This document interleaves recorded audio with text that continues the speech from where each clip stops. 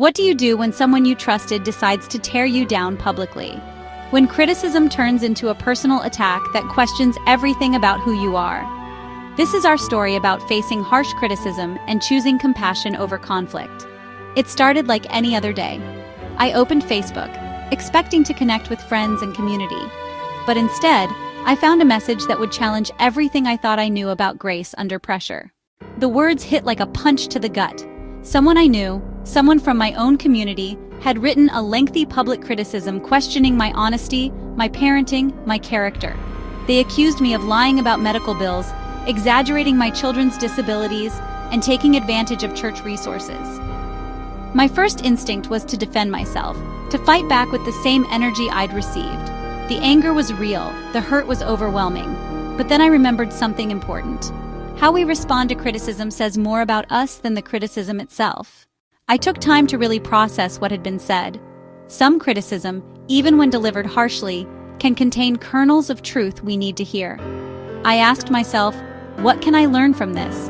Where might I need to grow or change?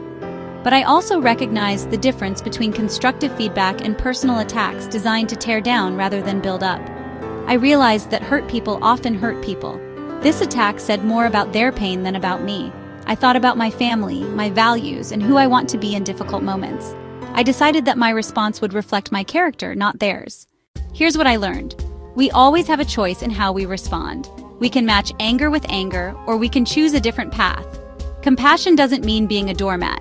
It means responding from a place of strength, not weakness. I chose to see this person as someone who was probably struggling with their own challenges, their own pain. Grace under pressure isn't about being perfect. It's about choosing love over fear, understanding over judgment. When someone attacks us publicly, they're often crying out from their own place of hurt or frustration. That doesn't excuse the behavior, but it helps us respond with wisdom instead of just reacting with emotion. When I finally responded, I chose my words carefully. I acknowledged the pain behind the attack while standing firm in my truth.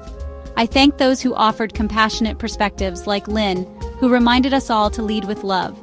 I shared our truth without attacking back, offered to provide documentation, and extended grace even to those who hadn't extended it to us.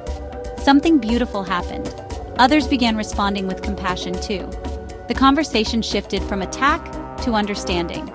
We proved that it's possible to stand in our truth while still treating others with dignity and respect. That's the power of choosing compassion over conflict. It changes everything.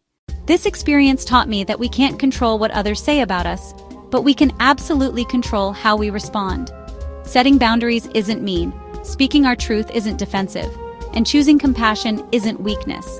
We learn to separate constructive feedback from personal attacks and to respond to both with grace. This isn't just about one Facebook exchange. It's about how we treat each other in our communities, online and offline. We're all struggling with something. We're all doing our best with what we have.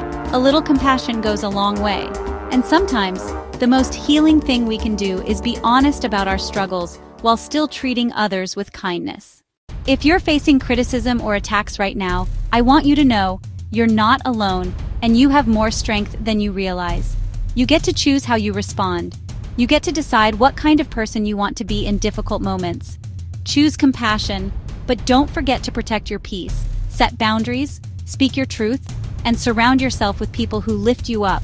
Remember, criticism says more about the critic than it does about you.